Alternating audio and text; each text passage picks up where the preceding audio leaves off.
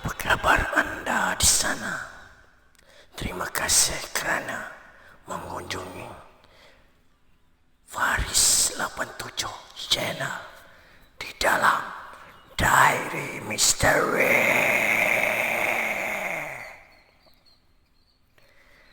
Adakah anda sudah bersedia dengan kisah yang akan saya kongsikan kepada anda? Adakah anda sudah bersedia?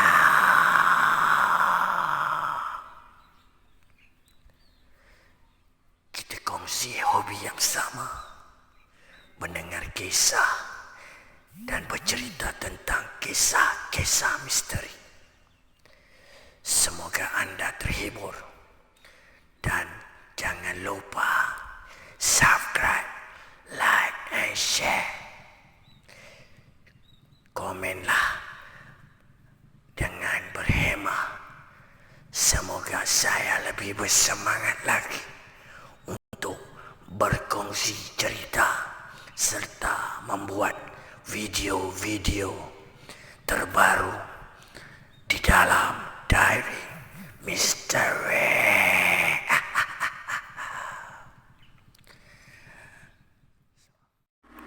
Baiklah, kini Faiz akan kongsikan kisah tentang orang minyak. Orang minyak.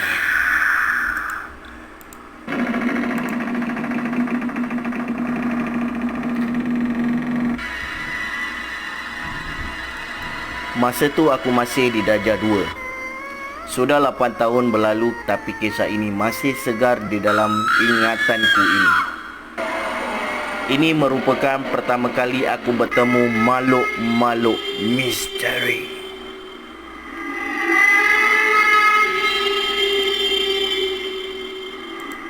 Petang Khamis, aku balik dari kelas fardu ain yang tamat pada pukul 4. Kira-kira pukul 5 aku sampai di rumah. Belum sempat aku masuk ke rumah, jiran sebelah memanggil mak menyebabkan aku ikut dengar sekali. Malam tadi anak Sidin kena kacau lagi oleh orang minyak, kata jiran aku. Apa yang dah terjadi, kata mak aku. Dia pun bersemangat untuk mengetahui kisahnya. Maklumlah, membawang pada waktu petang. Anak perempuan Din masa di tengah mandi. Dia tengah mandi tu ada orang duk intai dia dari celah bilik mandi, kata jiran aku. Mak aku pun apa lagi, terkejut tahap dewa. Memang sudah hampir 2 bulan kampung aku tersebar dengan berita orang minyak. Tetapi sejak anak Pak Din kena kacau, barulah kami percaya. Hari tu masih tengah tidur, sekarang masa tengah mandi pula. Makin naik kepala orang minyak ni. Mak aku pun dah mula tunjuk muka sakit hati dengan orang minyak. Nasib anak dia masih dilindungi oleh Allah. Alhamdulillah, tidak apa-apa berlaku. Sempat dia jerit dan lepas tu orang minyak itu lari lintang bukang masuk ke dalam hutan. Abang dia cuba kejar, tapi bila keluar rumah, hanya pokok-pokok sahaja yang bergerak. Orangnya hilang entah ke mana. Berbual-bual punya bual, maka tamatlah sesi membawang mereka. Masuk je dalam rumah, mak sempat berpesan, malam-malam jangan berani nak keluar rumah seorang-seorang. Nak pergi tandas pun bagi tahu mak. Sampai hari Jumaat aku masih ingat malam tu kami sekeluarga tengah layan Mega Movie TV3. Cuma malam tu abah aku tiada di rumah. Macam biasa dia kerja dan jarang pulang ke rumah. Masa asyik layan TV, abang aku bisik minta teman pergi tandas. Aku pun sebagai adik yang baik hati setujulah nak teman dia keluar. Kami angkat dari ruang tamu lalu pergi ke dapur. Aku masih tak faham kenapalah orang tua-tua dulu suka buat tandas di luar. Jadi aku pun tunggulah di depan pintu. Tandas memang kat luar tapi dekat je. Lagipun abah pasang lampu Kalimantan yang cukup untuk suluh belakang rumah. Tandas pula ada lampu untuk di dalamnya.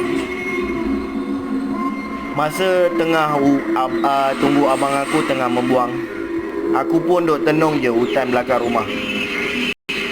Masa darjah 2 kan, mana tahu hantu-hantu ni bagai. Tapi rasa seram tu memang adalah. Tiba-tiba terdengarlah suara tapak kaki orang ramai dari belakang rumah. Oh ya, lupa nak cakap, rumah Pakcik Din ni dalam hutan. Lokasi dia memang sekeliling penuh dengan hutan. Untuk pergi ke rumah dia perlu lalu satu jalan tikus. Turun bukit sikit, maka jumpalah rumah dia. Boleh tahan besar rumah Pakcik Din ni. Tapi still tanda dia pun luar rumah juga. Kalau turun lagi bukit, ada satu lagi rumah, rumah Makcik Rokiah. Bukan nama sebenar. Masa terdengar tapak kaki itu, automatik kepala toleh ke arah hutan. Abang masa tu sempat keluarkan kepala tu, tanya, bunyi apa tu? Aku tak jawab soalan dia, malah mata aku mencari-cari apakah punca suara itu berbunyi.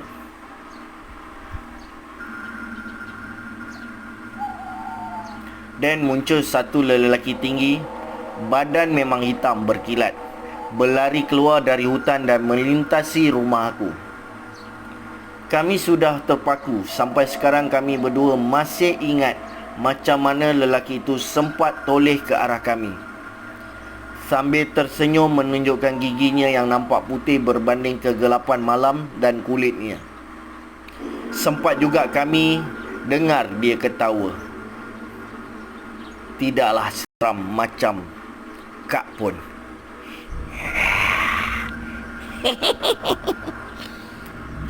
Bukan itu saja yang membuat kami terpaku.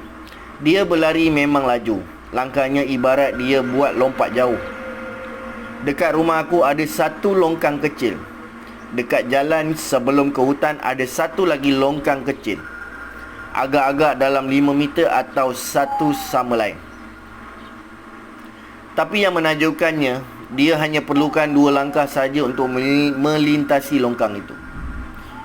Boleh dikatakan dia berlari sambil membuka langkah yang besar. Masa dia lari itulah, dia toleh ke arah kami lalu tersenyum. Kalau aku nak ingat balik, sumpah aku cakap memang ngeri senyuman dia. Kemudian barulah beberapa orang muncul di belakang dia. Ada yang membawa kayu yang dibakar dengan api. Ada pula yang membawa parang, kayu yang macam kayu baseball. Mak aku pun muncul. Dia heran sebab dia lari ruang tamu terdengar macam ramai orang berlari melintasi sebelah rumah kami. Jadi dia pun keluar dapur dan dapat tahu kami berdua ke tandas. Tak sampai 3 minit, seorang lelaki berpatah balik. Dia merupakan abang kepada anak perempuan Pakcik Din yang kena intai itu. Ayek, apa jadi ni sampai ramai-ramai lari ni? Tanya mak aku. Abang Ayek pun berjalan ke arah kami sambil membawa kayunya.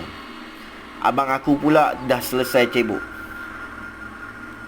Makcik, jangan bagi anak keluar rumah. Tutup semua pintu. Kunci sekali. Orang minyak tu datang lagi. Ganggu adik saya. Sekali lagi masa adik saya tengah mandi, kata Abang Ayek kepada ibu aku. Masa tu jam sudah pukul 11 malam. Adik Abang Ayek tu memang selalu kerja sampai lewat malam, baru balik. Dalam pukul 10 malam, macam tu lah, baru pulang ke rumah. Dia memang ada limpas rumah kami, pergi ke rumahnya yang di dalam hutan itu.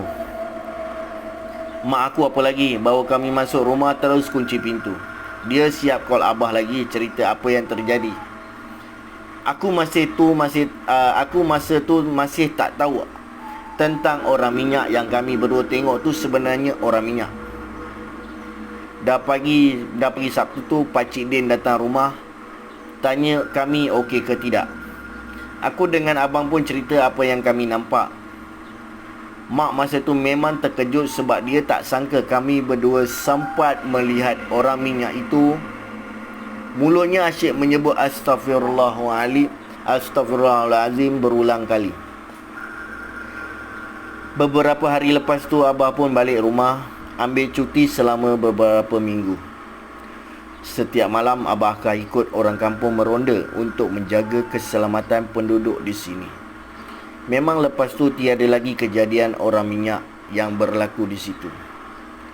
Tapi selang beberapa hari lepas Abah balik rumah, penduduk kampung ambil keputusan untuk masuk ke dalam hutan. Balik saja petang dari hutan, Abah cerita kat mak yang orang kampung jumpa sebuah kemah, 2 pelampung hitam besar dan tempat bekas unggun api. Dalam kemah tu mereka jumpa lampu suluh, beg gala kosong dan apa lagi aku dah lupa.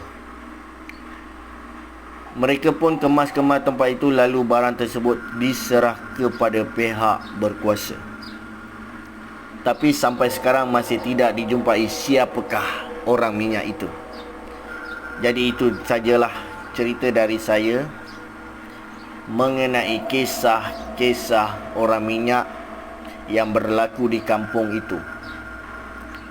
Maklumlah, ini kejadian pertama dan terakhir aku sepanjang 16 tahun hidup dalam berjumpa entiti seperti ini. Sama ada benar ataupun tidak, hanya kisah sebagai hiburan semata-mata. Terima kasih. Semoga kita berjumpa lagi di lain hari, di lain video. Kisah Diary Misteri Anda.